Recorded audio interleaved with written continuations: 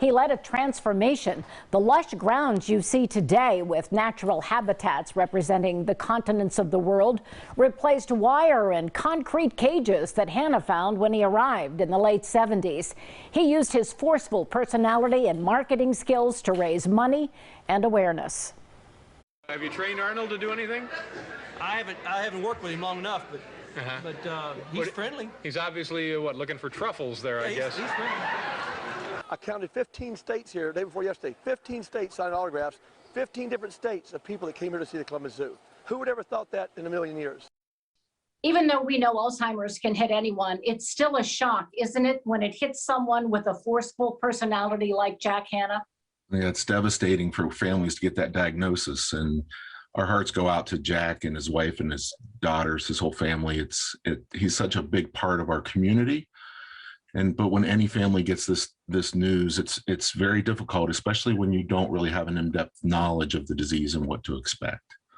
Vince McGrail with the Alzheimer's Association says he knows that with the public announcement from Hannah's family about the diagnosis of Alzheimer's, the Alzheimer's Association will get an increase in calls as other families recognize and acknowledge the symptoms in their own loved ones. Alan Henry is at the Columbus Zoo tonight, where everyone knows Jack. And Alan, I know you've been talking to a lot of people who wish him and his family well tonight.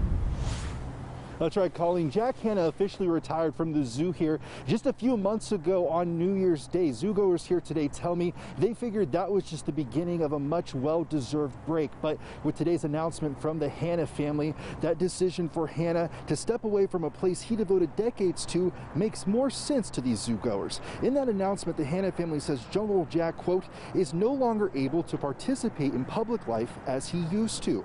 And the people I spoke with at the zoo today tell me their hearts break for Jungle Jack because over the years they could tell how much he loved that public life and sharing that love of animals with millions. Being able to spend a lot of time in a place where he just pops up has always been amazing. Whether I was visiting or the couple years I was working here, he would just kind of show up randomly. We'd see him in a golf cart, and he was always just so happy to be around everybody, so excited about the animals, and just his energy really just kind of brought a different energy to the zoo. Another fan of Jungle Jack's issuing a statement tonight, Governor DeWine, who says, quote, he and Fran were very sad to learn of his diagnosis and that, quote, so bravely shared with Ohio and the world today. Local 3 at the Columbus Zoo, Alan Henry, NBC4.